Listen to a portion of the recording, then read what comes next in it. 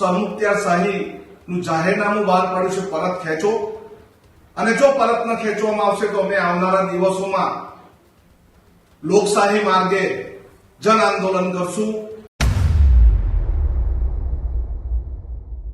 અમે કોઈ પણ જાતનો ટોલ ટેક્સ આપવાના નથી.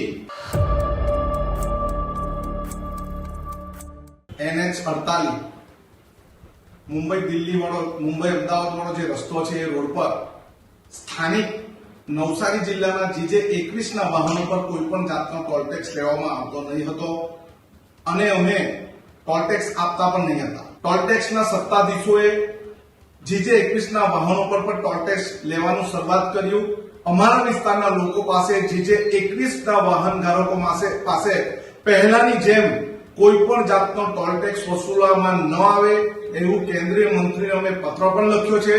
સ્થાનિકોને મળતી ટોલ મુક્તિ અચાનક બંધ થતા સ્થાનિકોમાં પણ આક્રોશ જોવા મળ્યો છે. કેન્દ્રીય મંત્રી નીતિન ગડકરીને અનંત પટેલે પત્ર લખ્યો છે.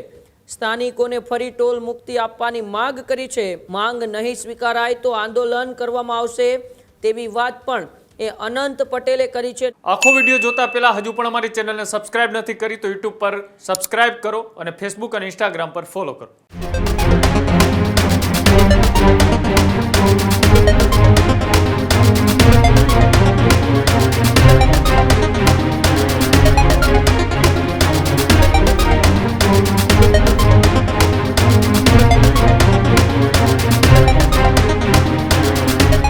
નવસારીના બોરિયાજ ટોલ મુદ્દે ધારાસભ્ય અનંત પટેલ હવે મેદાને આવ્યા છે. નવસારી હાઈવે પર સ્થાનિક વાહનો પાસેથી ટોલ વસૂલાત શરૂ કરવામાં આવી છે.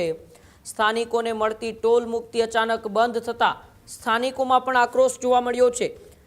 ત્યારે વાંસદાના કોંગ્રેસ ધારાસભ્ય અનંત પટેલે નારાજગી વ્યક્ત કરી છે. કેન્દ્રીય મંત્રી નીતિન ગડકરીને અનંત પટેલે પત્ર લખ્યો છે. સ્થાનિકોને ફરી ટોલ મુક્તિ આપવાની માંગ કરી છે. આ નિર્ણય જન વિરોધી નિર્ણય છે આવી વાત પણ અનંત પટેલે કરી છે. જનતા પર વધારાનો બોજ અમે સહન નહીં કરીએ. માંગ નહીં સ્વીકારાય તો આંદોલન કરવામાં આવશે તેવી વાત પણ એ અનંત પટેલે કરી છે. નવસારીના બોરિયાજ ટોલ મુદ્દે ધારાસભ્ય અનંત પટેલ મેદાને આવ્યા છે. 2 દિવસ પહેલા પણ સ્થાનિકોનો ઉગ્ર વિરોધ જોવા મળ્યો હતો. નવસારી હાઈવે પર બોરિયાજ ટોલ નાકું જે શરૂ કરવામાં આવ્યું છે, જ્યાં સ્થાનિકો પાસેથી પણ ટોલ ઉઘરાવવામાં આવે છે અને તેને લઈને જ જે નોકરિયાત વર્ગ છે, જે દરરોજ અવર જવર ત્યાંથી કરે છે, તેમને એ વધારાનું ભારણ મળ્યું છે. 60 રૂપિયા સુધીનો ટોલ નક્કી કરાતા 120 રૂપિયા અવર જવરના એ દરરોજ ચૂકવવા પડતા હોવાથી સ્થાનિકોમાં એ ઉગ્ર આક્રોશ જોવા મળ્યો હતો. સ્થાનિકોએ પણ માંગ કરી હતી, પરંતુ હવે ક્યાંક ને ક્યાંક એ અનંત પટેલ જેવો કોંગ્રેસના ધારાસભ્ય છે વાંસદાના, તેઓ મેદાને આવ્યા છે અને નીતિન ગડકરીને પત્ર લખીને તેમને રજૂઆત કરી છે. સાથે સાથે અનંત પટેલે બોરિયાજ ટોલ નાકા મુદ્દે શું કહ્યું, આવો આપણે વાંસદાના ધારાસભ્ય અનંત પટેલને સાંભળીએ. નવસારી જિલ્લામાંથી પસાર થતો NH48 મુંબઈ દિલ્હી વાળો, મુંબઈ અમદાવાદ વાળો જે રસ્તો છે એ રોડ પર સ્થાનિક નવસારી જિલ્લાના GJ21 ના વાહનો પર કોઈ પણ જાતનો ટોલ ટેક્સ લેવામાં આવતો નહીં હતો અને અમે ટોલ ટેક્સ આપતા પણ નહીં હતા. પરંતુ અત્યારે જ કોઈ પણ જાતના સ્થાનિક પ્રતિનિધિઓ સાથે, સ્થાનિક પ્રશાસનો સાથે ચર્ચા કર્યા વગર ટોલ ટેક્સના સત્તાધીશોએ GJ21 ના વાહનો પર પણ ટોલ ટેક્સ લેવાનું શરૂઆત કર્યું. અમે કેન્દ્રીય મંત્રીને ગત રોજ પત્ર પણ લખ્યો છે. અમે કોઈ પણ જાતનો ટોલ ટેક્સ આપવાના નથી. એટલે આ જે સરમુખત્યારશાહીનું જાહેરનામું બહાર પાડ્યું છે, પરત ખેંચો.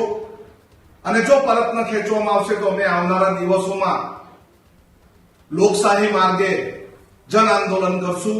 અને અમે નવસારી જિલ્લાના વાંસદા, ચીખલી, ખેરગામ, ગણદેવી જેવા ગ્રામ્ય વિસ્તારમાંથી આવીએ છીએ ત્યારે અમારે અવારનવાર ખેડૂતોએ શાકભાજી વેચવા માટે, કોઈ પણ વિદ્યાર્થીઓએ ભણવા જવા માટે અને કોઈ પણ જિલ્લા કલેક્ટરનું કામ હોય, DDOનું કામ હોય કે કોર્ટમાં જવાનું કામ હોય, અમારે નવસારી અવારનવાર જવું પડતું હોય છે. એટલે અમારા વિસ્તારના લોકો પાસે GJ21 ના વાહન ધારકો પાસે પહેલાની જેમ કોઈ પણ જાતનો ટોલ ટેક્સ વસૂલવામાં ન આવે એવું કેન્દ્રીય મંત્રીને અમે પત્ર પણ લખ્યો છે.